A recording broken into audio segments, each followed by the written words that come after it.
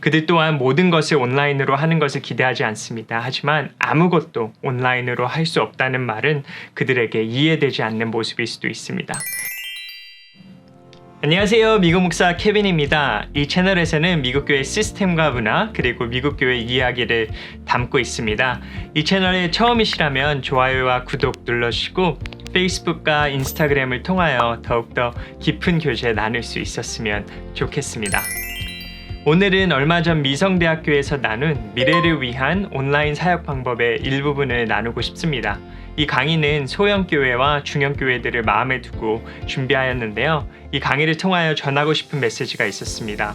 온라인 사역을 하시며 현재 교회의 모습만을 담아내려 하지 마시고 미래 교회의 모습을 담아내자라는 메시지입니다.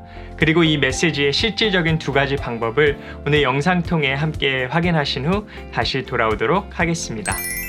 온라인 사역을 시작하며 세우셔야 하는 방향에 대해서 먼저 보겠습니다. 첫 번째는 성도와 함께 소통하고 공감하는 교회가 되라입니다. 영어로 표현한다면 relevance, 공감 능력인데요. 지금 이 시대를 살아가는 사람들이 가장 큰 가치로 사는 것 중에 하나가 이 컨텐츠가, 이 사역이, 그리고 이 교회가 나와 얼마나 관련이 있는가입니다. 그 이유는 디지털 네이브라고 하는 디지털 세대들은 수많은 정보와 컨텐츠와 함께 자란 세대들이기 때문입니다. 불과 20년 전만 해도 무엇을 알고 싶으면 도서관에 가서 관련 도서를 찾아 오랜 시간을 화려해 정보를 얻었어야 하는데 지금은 인터넷에 검색해보면 수많은 관련 컨텐츠가 제공됩니다. 이 많은 정보 중에 나에게 관련된 것이 무엇인가를 가려내야 하는 필터가 생긴 것입니다. 이 수많은 정보들 중에 나와 관련된 것은 무엇이지? 내가 공감할 수 있는 내용은 무엇이지? 라는 질문을 나도 모르게 물어보며 인터넷을 사용한다는 것입니다. 그렇기 때문에 인터넷을 통하여 교회의 모습을 나타내고 그들에게 사역하는 자리까지 가길 원한다면 그들과 공감할 수 있는 교회가 되어야 합니다. 지금까지는 교회가 한 가지 방법으로 교회의 사역을 전달해 왔죠. 오프라인으로 참석을 해야만 들을 수 있는 메시지였고 받을 수 있는 사역이었습니다. 하지만 지금은 교회가 온라인을 통하여 그들을 만나야 하는데 그렇다면 우리가 원하던 원하지 않던 어쩔 수 없이 다른 메시지들과 대결하게 됩니다. 교회는 곧 온라인의 모든 커뮤니케이션을 통하여 성도가 필요한 메시지와 사역을 그들이 공감할 수 있는 방향으로 인도해 가야 합니다.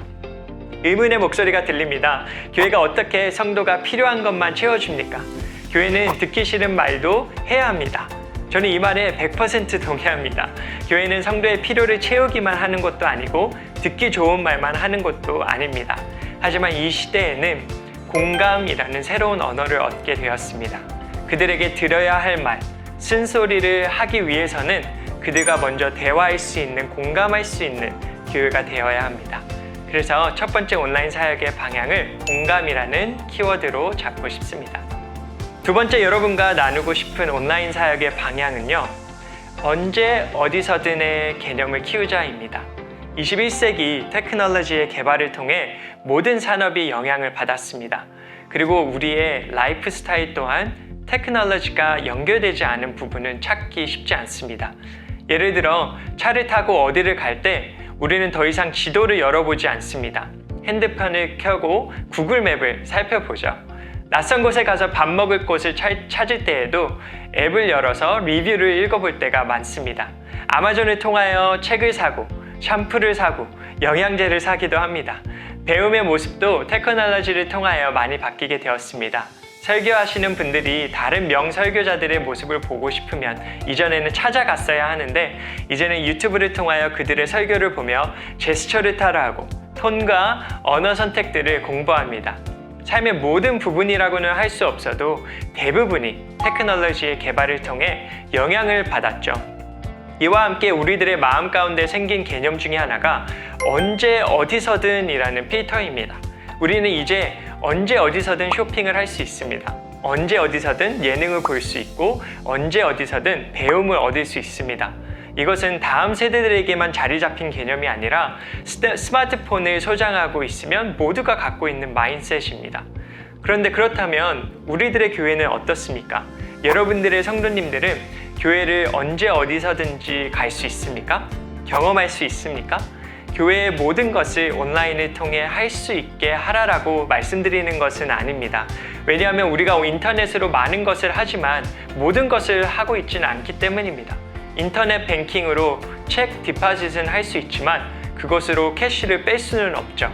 은행의 모든 것을 온라인으로 바꾸지도 않았고 그렇게 할 수도 없습니다. 하지만 언제 어디서든 책 디파짓을 할 수 있다는 가능성을 열어놓음으로 인해 사람들은 그 은행의 유용함을 느끼고 그 은행을 사용한다는 자부심과 소속감을 느끼기까지도 합니다.